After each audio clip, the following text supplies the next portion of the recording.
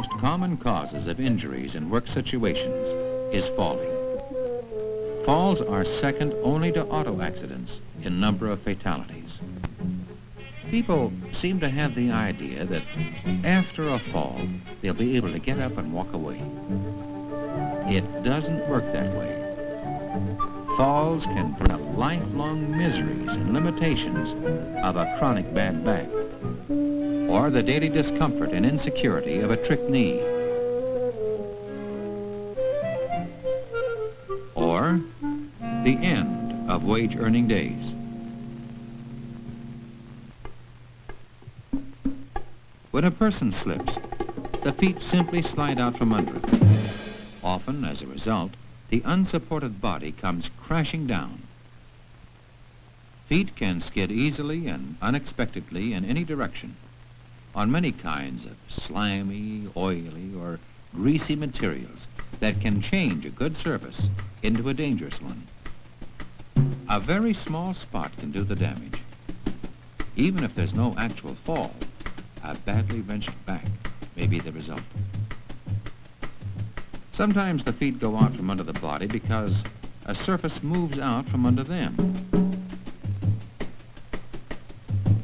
Balance is a critical factor in falls.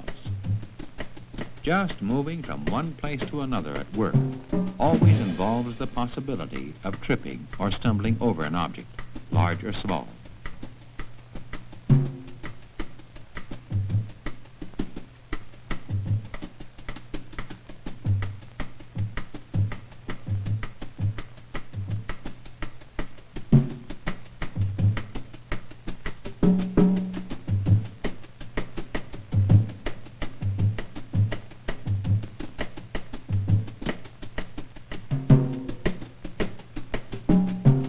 Carrying something can greatly increase the risk of falling.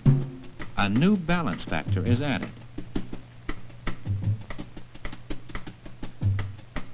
An uneven place in the floor, a loose tile, a protruding steel band, a small item that shouldn't be there will do the trick. And if vision is blocked by the load being carried, a fall is practically guaranteed. Running, of course, increases the chances of a serious injury. People at work often set themselves up for a fall. A fall may result from thinking only of the task and not how to do it. Putting pressure on some resisting object involves a key point of balance.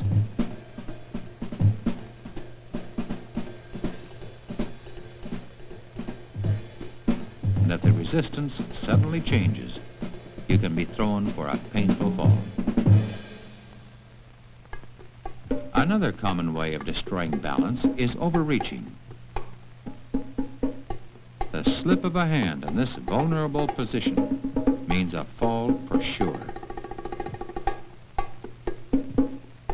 Chairs, stools, or other objects are often turned into small platforms to aid in reaching, and their stability is often tested beyond their limits.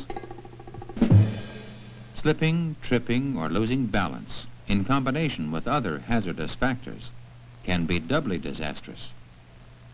A natural reflex attempt to reach out for something to hold on to can sometimes only make things worse.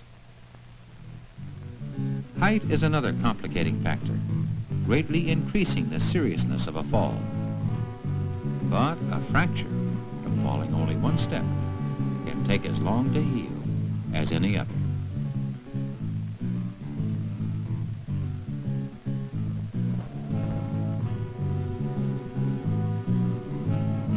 On stairs, anything that can cause slipping, tripping, or loss of balance becomes a bigger threat because the body is balanced on one foot most of the time. An object doesn't have to be very big or very high to cause serious trouble on stair steps.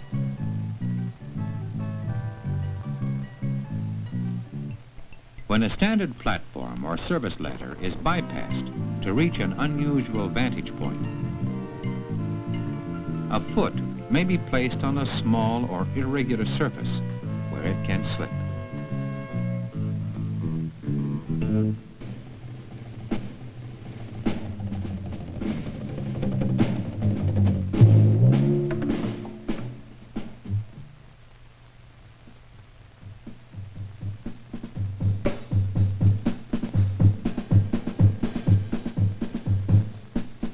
It may look like a shortcut to jump down. That's often a shortcut to the hospital. Shortcuts that look logical often wind up in dead ends. Trying to get across that last gap in a shortcut may put a man out of work for several weeks. If a man is wearing a safety belt attached to a suspension line fastened to a safe support, even though near a sheer drop in space, he may be in a safer condition than a man 3 or 4 feet off the floor. A person moving backwards who catches his heels at the edge of a platform can be thrown over so fast his head hits first. Ladders combine height and balance. They can produce heart-stopping scares when they move just slightly, and bone-fracturing falls when they move enough. The 4-to-1 angle is always the safe position for setting up a ladder. The rule is, set a straight ladder 1/4 as far as the height of its support point. It's particularly important to secure ladders that are leaned against cylindrical or irregular surfaces, or set on uneven surfaces. But no matter how the ladder is set, any heavy pushing or pulling up there can lead to a painful fall.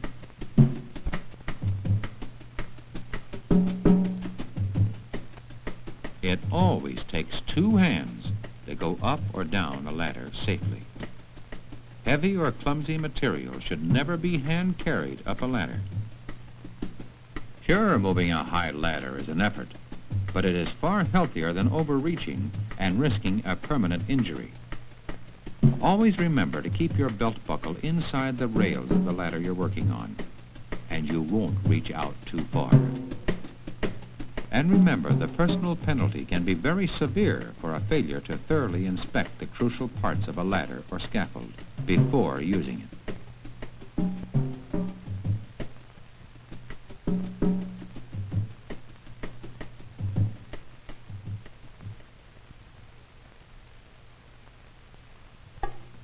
The best trick of all is not to fall. To some extent, it always hurts to fall. It may be only your dignity, or it may be your head, your back, and your paycheck that get hurt.